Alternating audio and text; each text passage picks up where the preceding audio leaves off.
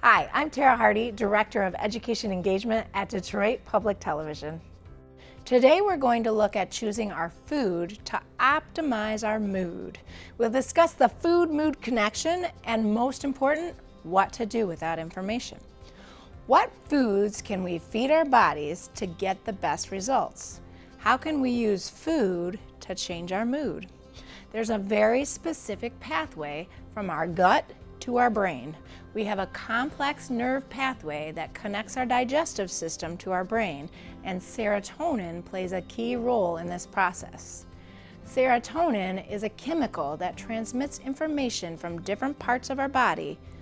They are messengers, chemical messengers. Serotonin is believed to help regulate digestion, appetite, mood, social behavior, sleep, and some other functions as well. 90% of our serotonin receptors are located in our gut. This means that what we put into our mouths can determine how much serotonin gets distributed to our brain. And the amount of serotonin helps determine how good we're going to feel, or how well we'll be able to take on a stressful situation, or how easily we're triggered by something that is painful to see or hear, or even how well we'll be able to keep our temper in check. The good news is there are things we can do to optimize our food choices and get through our day feeling better than we otherwise would.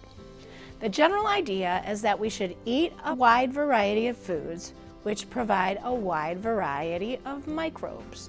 Microbes are special bacteria that help our bodies turn complex food molecules into fuel.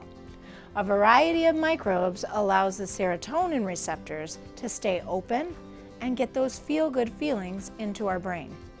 Hopefully you see the connection between the foods we eat and our emotional wellness. So what's the solution? As we make food choices, we want to prioritize anytime foods over sometime foods. Sometime foods are heavily processed foods like fries, pizza, candy, and soda. Those kind of foods are all very simple in their molecular structure. So when we eat them, it doesn't take a lot of work for our bodies to digest them. Since we don't need a lot of different types of microbes to process sometime foods, it also means our serotonin receptors don't have to work very hard. They don't get to take up as much information because they don't have a chance to develop as strongly. As a result, food breaks down really fast. We experience this through spikes in our energy level.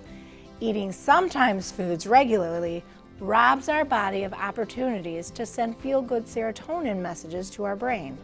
You may have a harder time managing stress or dealing with unexpected situations. Since our kids experience sometime foods the same way we do, an abundance of these foods in children's diets could result in challenging behavior that's harder to manage. We're not suggesting you eliminate these foods completely. Rather, remember that these are foods we should enjoy only once in a while. Things that are fried in oil, even vegetables or fruits that are fried in oil, fruits that are canned in syrup are also sometimes foods. If fresh fruits aren't available, swap for fruits that are available canned in 100% fruit juice, or you can rinse fruits that are canned in syrup. Other sometime foods are sweet breakfast cereals and non-whole grain bakery items. Things like donuts, muffins, croissants, also crackers. These are things that are made from non-whole grain flour, which means they don't take very long to break down. And as we remember, foods that don't take very long to break down also don't need very many different types of microbes to work, and that leads to less serotonin. More sometime foods, like fatty or fried meats, things like hamburgers, salami, bacon, deli lunch meats, can be really tricky. They can have all kinds of sodium and be really processed in all types of ways that can hurt our microbes. We also want to consider eggs if they're cooked with a lot of added fats, like extra butter or a lot of oil. Eggs can be a phenomenal protein option for us, but we want to be careful what we add to them. Other sometime foods are sugary or fatty drinks. These are tricky and can sneak up on us too. Whole milk contains a lot of sugar and a lot of fat. We know babies need those types of fat to grow their brain, but we also want to balance that. We'll want to talk to our pediatricians to determine the proper amount of whole milk for a particular age. We also want to be careful about fruit drinks or even fruit juice. Fruit juice can have a lot of good qualities, but it also has a ton of added sugar. Juice is really easy for our bodies to break down. So what happens? We see big spikes in kids' energy along with difficulty controlling it.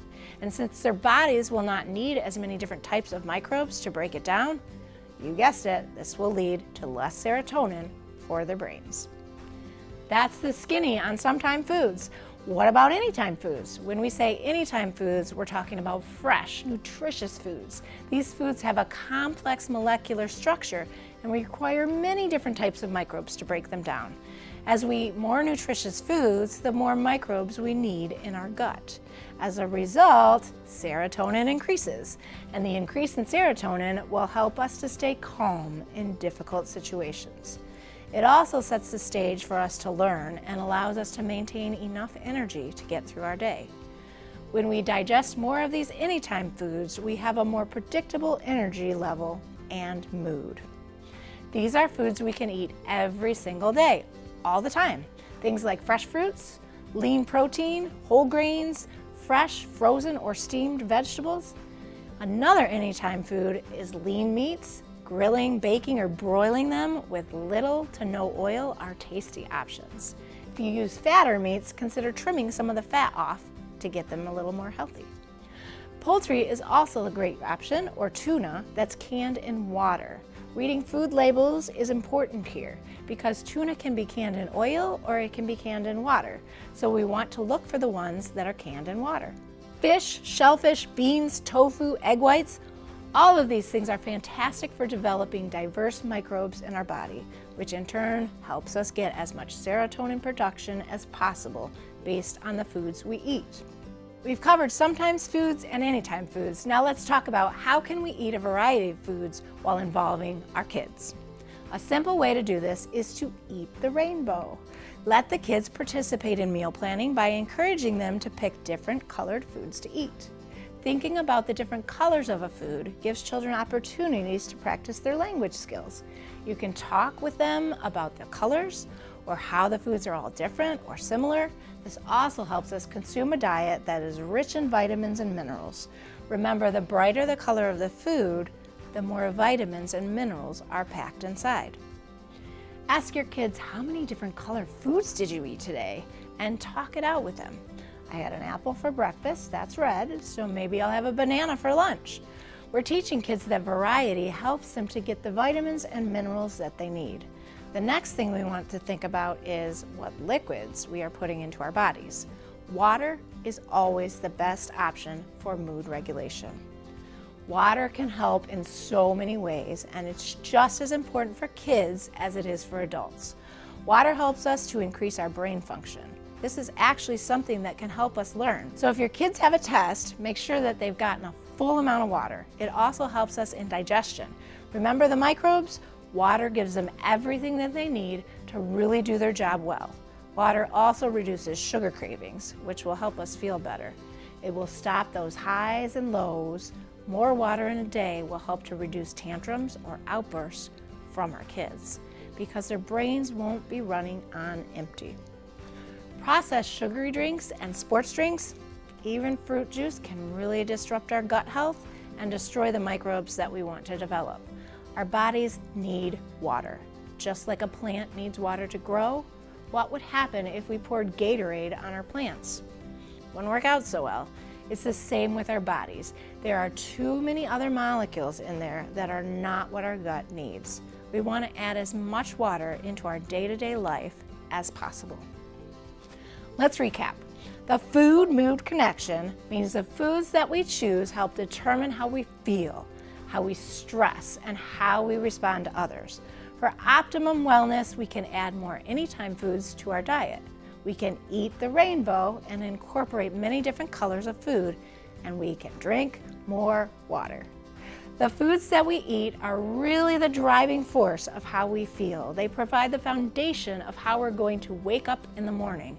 They determine how we're going to take on a challenge, how we'll deal with a kid that is struggling with school, or how we'll manage potty training. Getting a variety of anytime foods in our system creates a nice group of worker microbes, all working for our best health. Let's be honest, there are circumstances where we can't always get fresh foods, and there are times when we just aren't interested in eating those foods. That's okay too. What we want is to have the knowledge to make better choices when possible.